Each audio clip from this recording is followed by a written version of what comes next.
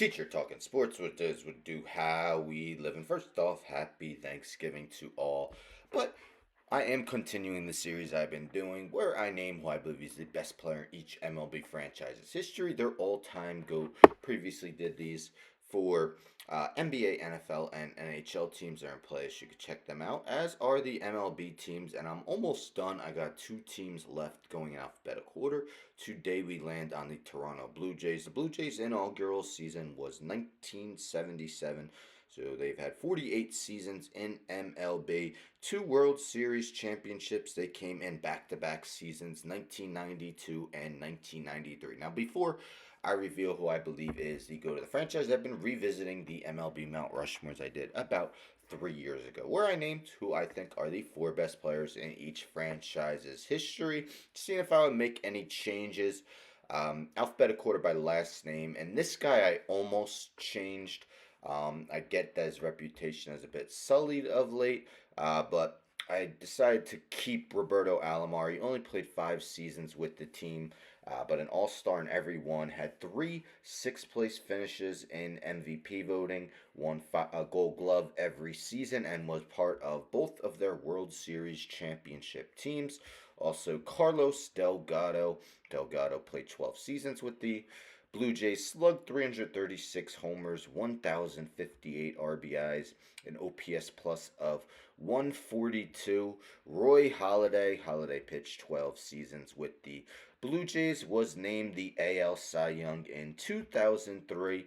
And Steve pitched his entire 16 season career with the Blue Jays, won 176 games, had four top seven AL Cy Young finishes.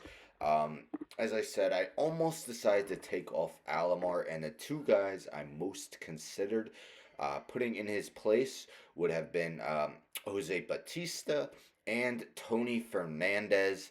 Fernandez at least was part of the second World Series winning team, but I really wanted to have someone who was at least part of one of their World Series teams. Alomar is a part of both. But other honorable mentions include Edwin Encarnacion, George Bell, Jesse Barfield, Juan Guzman, Pat Hentgen, Roger Clemens, Joe Carter, and Vernon Wells, to name a few. But in the end, I decided that the best player in franchise history is Roy Halladay. Halladay was the 17th overall pick in the 1995 MLB draft by the Blue Jays, made his debut in the 1998 season, and played with the team through 2009. As I mentioned, Halladay won the AL Cy Young in 2003, and with Toronto, he also had Cy Young finishes of second, third, and fifth twice. He was a six-time All-Star while with the Blue Jays. Let's take a look at his season by season numbers via his baseball reference. So, in his 12 seasons with the team, Halladay went 148 and 76 with a 3.43 ERA.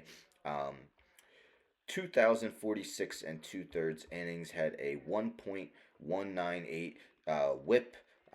Was a guy who barely walked anyone, just two walks per nine in his time with the Blue Jays, and that was with a couple seasons in the beginning of his career where he was walking a bunch of guys.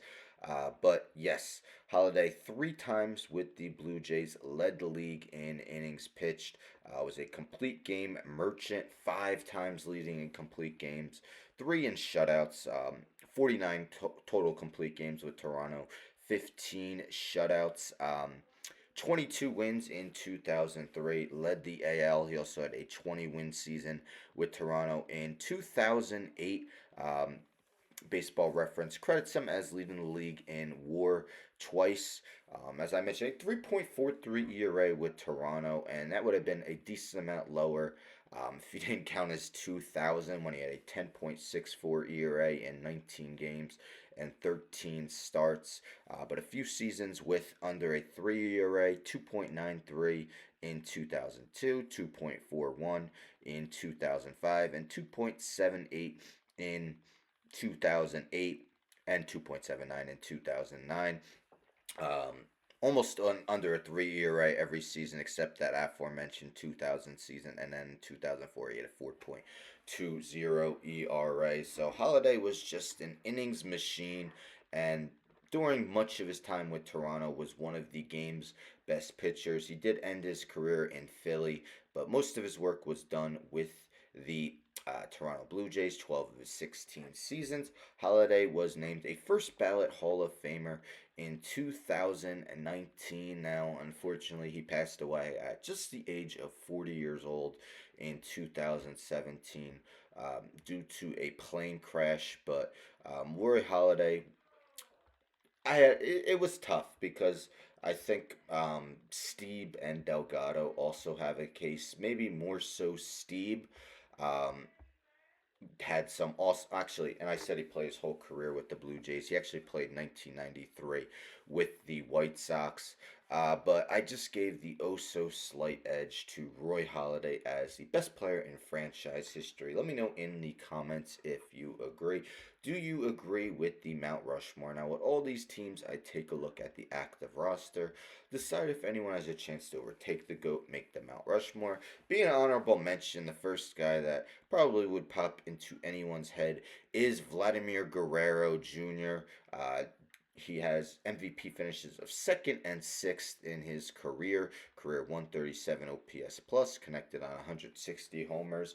I think there's a good chance as long as he doesn't get traded. We've heard that Toronto really isn't looking to trade him, although there's been rumors. I think maybe he could overtake Alomar and be on this Mount Rushmore.